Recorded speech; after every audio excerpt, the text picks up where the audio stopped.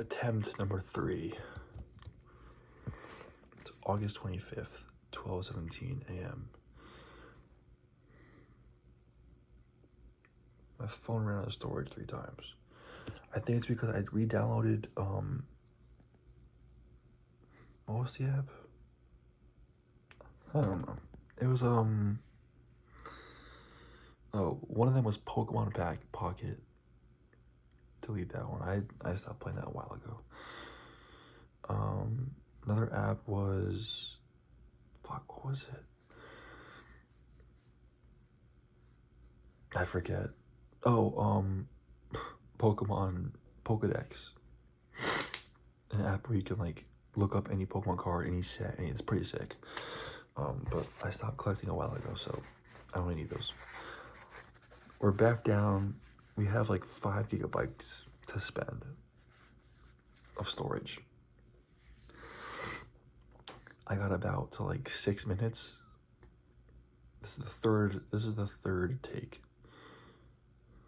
I think I wasted 9 minutes of recording. Anyways, went to work today. Yeah, blah blah blah, yada yada. It's like when the main character goes back in time to try to redo a moment in history, and like it's just like, Dormammu, I've come to bargain. All that, and then over and over again, it's like, Dormammu, let's bargain, dude. Let's just get it over with. Because he's been through this moment so many times. Let's try again. So I came to work today. In the last couple of days, my boss has put me by myself, and he's given me the hardest orders, like they're big table and chair orders. Meanwhile, he puts one strong guy and a new kid, he's like high school, together in the box truck, and he gives them the easiest orders, like 20 by 20 feet to pull, take down. I can do that. I can take it down in 10 minutes. And in my head, I'm like, why the fuck is he giving me hard jobs when he knows?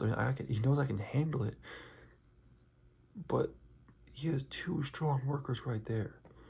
And it's like, yeah, I'm pretty strong, but like I'm by myself. Again, that's not efficient, you know? That's the thing. He knows I can do it. And because I've prayed for the last week almost, like maybe like 4 days, I would say. I remember.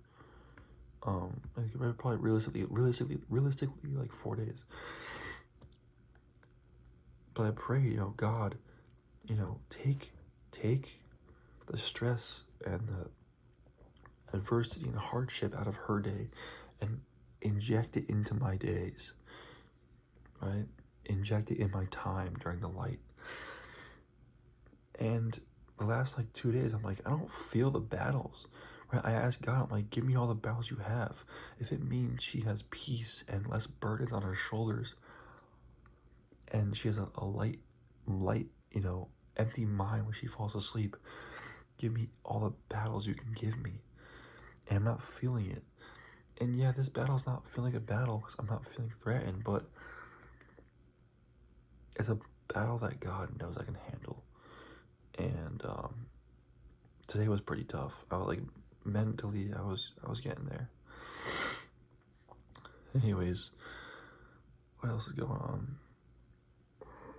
I'm writing a journal entry. It's a lot still in the makings, but it's going under,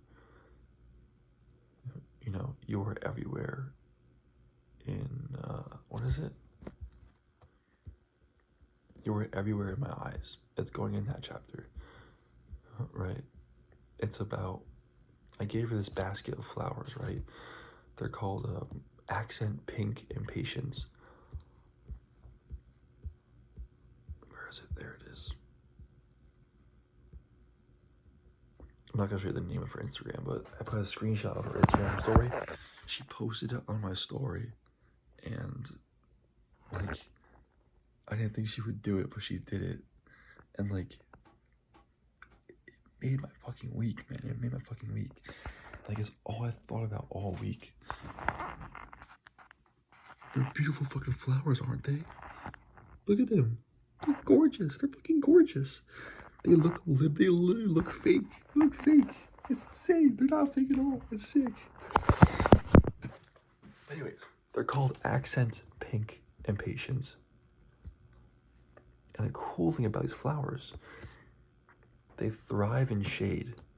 So you don't need crazy sunlight. You don't need to drown them with water because they're in shade. They grow in darkness.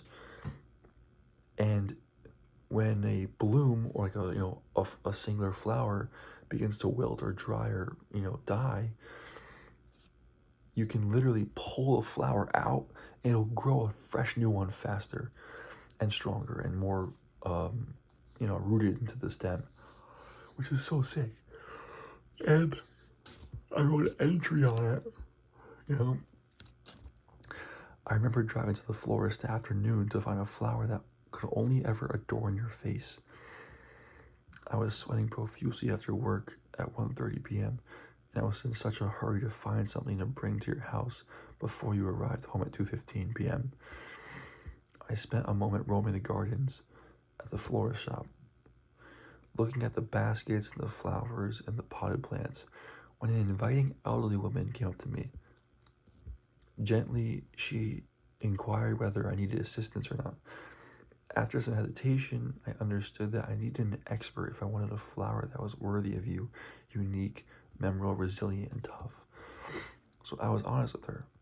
Hey, well, I really messed up in my relationship and I need one flower that represents her, I replied. I wasn't afraid to hold back. I explained to her how resilient you are and how you can bounce back gracefully even through tragedies and adversities. I told her how beautiful and you are and how you perfectly mix softness and strength.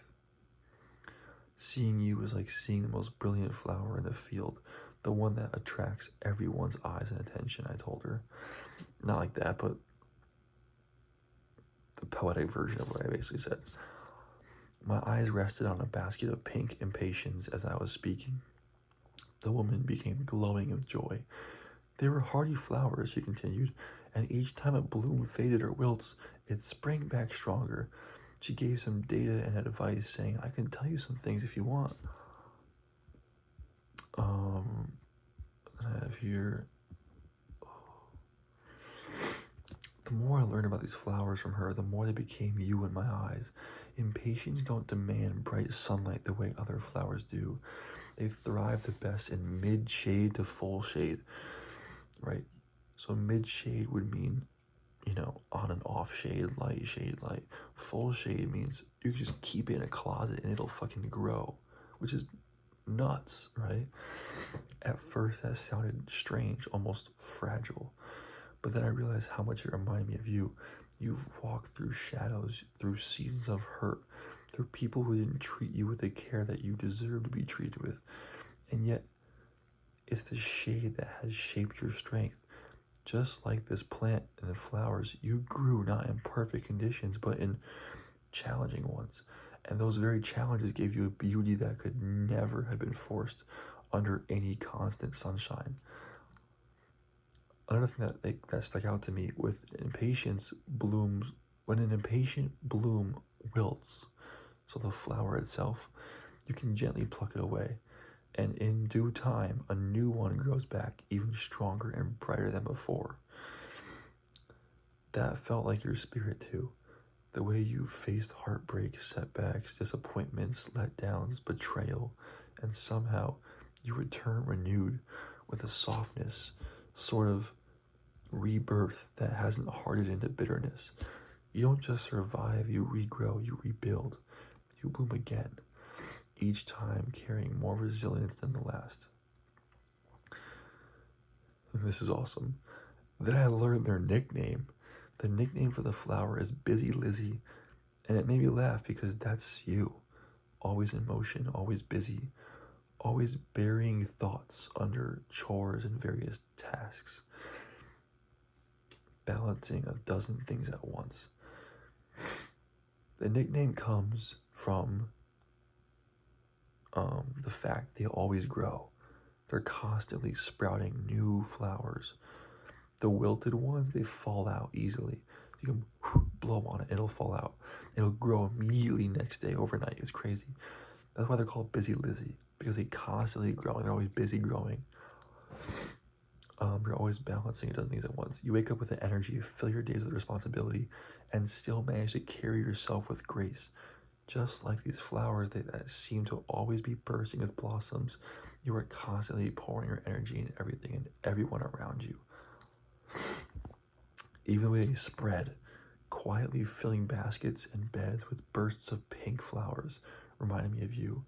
How you fill even little spaces without forcing it. How your presence makes the whole room feel brighter without you ever needing to demand attention. The impassions are small, delicate looking flowers, but what's hidden in them is resilience, adaptability, and a kind of quiet strength that only you, exactly like you, can have. Exactly when I see them, I can only ever think of you. And I have, this is the closing paragraph for now. I don't know yet. When I gave you those flowers, it wasn't just a gift from a shop. It was a symbol I was desperate to assign to only you. I wanted to give you something that carried resilience, your beauty, your strength, your endless movements. And even now, long after, they become more than just a flower to me. They're a reminder that love, like the impatiens, can endure shade and can recover after wilting and return brighter if cared for properly. Maybe if I failed in giving you the care you deserve then. Oh, maybe I failed in giving you the care you deserve then. But when I see these blossoms, I'm reminded of the chance I want more than anything, to grow beside you and to honor your resilience and to never let your light go unprotected again. That's what I have for that.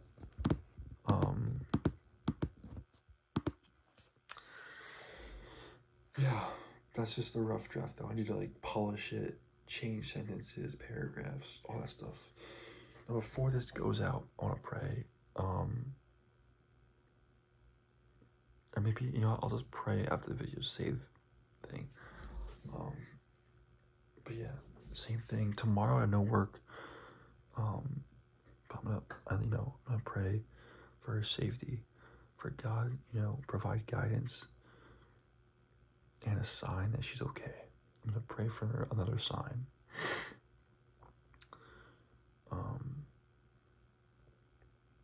Yeah. All right. I love you. Get some rest. Eat well tomorrow. Be safe at work. And whoever's watching this, I love you too. You're loved by not just me, by everyone else. I farted. Be safe, whatever you're doing, and you're loved. You're loved. And don't do what I did. Don't do what I did. Everyone who watches this is loved. I love you. And